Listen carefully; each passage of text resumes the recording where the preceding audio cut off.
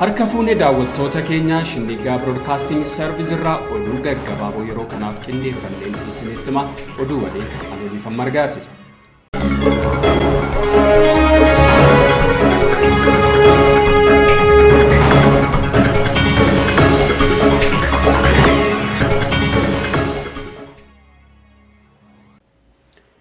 Waraanni bilisummaa Oromoo zoonii kibbaa Cibraan Laga Dambiif Soddon Booroo waraana mootummaa haleeluu beeksisan. Waraanni bilisummaa Oromoo zoonii kibbaa Cibraa garaagaraa jalatti ijaaramuun kaayyoo tokkoof lolaa jiraachuu beeksisan. Lola guyyaa kaleessaaf dheengadda taasisaniin waraana mootummaa hedduu ajjeesuu beeksisanii jiru. Walumatti haleellaa Cibraa Laga Dambiif Soddon Booroo Onkoloolessa 17-18-2021 bakkoota garaagaraatti waraana mootummaa irratti raawwataniin waraana mootummaa irraa 36 ajjeesuun 43 ammoo madoo gochuudha kan ifoomsan. Lola kana hordofee yeroo ammaa waraanni mootummaa naannoo sanaa jeeqama hamaa keessa jiraachuunis beekameera.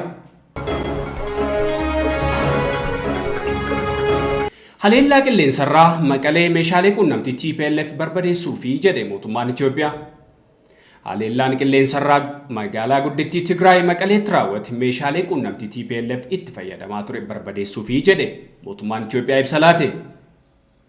Tajaajilli oduu Itoophiyaa akka gabaasetti meeshaaleen quunnamtii barbadeeffaman taaworii raadiyoo faanaaf insaa qabeenyummaan isaanii kan mootummaa federaalaa ture TPLF biyya diiguuf itti fayyadamaa jiruudha jedhe.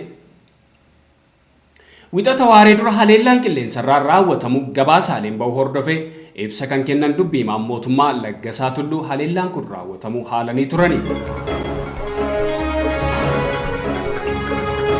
Humnoonni Amaaraa waraana kaabaa wal qabatee bulchiinsa Abiy Ahmed komatan. Sirni Abiy Ahmediif humnoota Amaaraa injifatamuu dirree waraana kaabaatti isaan mudataa jiru hordofuun gara walimachuutti ce'anii jiru. Paartiin Finxaalessa Sochii uummata Amaaraa Abiyin waraana humnoota Tigraay waliin geggeeffamaa jiru ilaalchisuun waamicha duulaa uummata Amaaraatiif dabarseen uummanni Amaaraa sirna aangoorra jiruun ganamaa jira. Mootummaan ilaalcha maalla dhibdeetiin uummata Amaaraa salphina jalatti deebisaa jira jechuun komatee jira. Barattoonni yuunivarsiitiiwwan naannoo Tigraay fi yuunivarsiitii Waldiyaa barataa turan yeroof yuunivarsiitiiwwan kaanitti akka dabarfaman murtaa'uu ministeerri barnootaa beeksise. Yuunivarsiitiiwwan naannoo Tigraay keessa turan Maqalee, Aksum, Addigiraat akkasumas Raayyaadha. Barattoonni kun barattoota idilee yoo ta'an yuunivarsiitiiwwan kaanitti dabarsuuf galmeen eegalamus ibsameeti jira.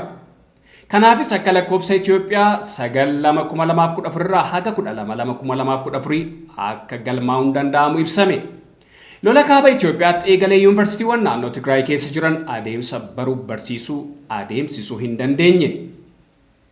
Barattoonni yuunivarsiitii Maqalee turanis qeetti akka deebi'an taasifamuun isaanii ni yaadatama.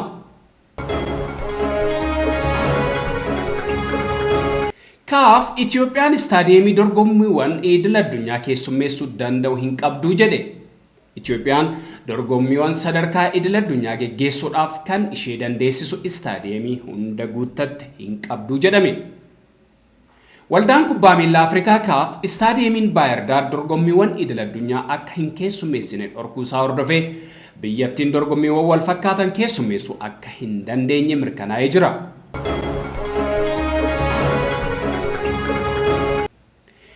Dargaggoo birrii miiliyoona 2 olitti tilmaamamu lafa argee abbaatti deebise pirezidaantiin biyya ofitti waamee jaje. Pirezidaantiin Laayiberiyaa Joorji Wihaa dargaggoo umrii 18 dogdoqqee ofitti waamuun $10,000 akkasumas dogdoqqee haaraa 2 kennaniif. Dabalataan badhaasa kabajaa guddaa biyyattii badhaasuuf akka jedhan himaniiru. Dargaggoo Amaanu'eel Toluwee reefuu ganna 18dha. Barumsa isaa kutaa 7 irraa adda kutee dogdoqqee ofuun galii argatuun jiraata. Yooma kana ture dubartiin tokko $50,000 jalaa badee argee isheetti deebise. Kanaanis guddaa jajame. Dubartiin kun qarshiif meeshaalee walumatti $1,500 dargaggoo kana badhaafte. Pirezidaantiin biyyattii kana dhagaan ofitti sawaamanii guddaa jajan. Dargaggoof fakkeenya taate jedhanii galateeffatan. Hojii isaa kanaan dargaggoon kun goota biyyaas ta'eera. Badhaasa pirezidaantii irraa argateen alatti hanga yuunivarsiitiitti baratee akka xumuru carraan barnootaas kennameefii jira. Egaan daawwattoota keenya oduu ijoon yeroo kanaaf qabannee dhiyaanne ka hangammaa turanii qophiilee Shinniigaa waliin turtii galu.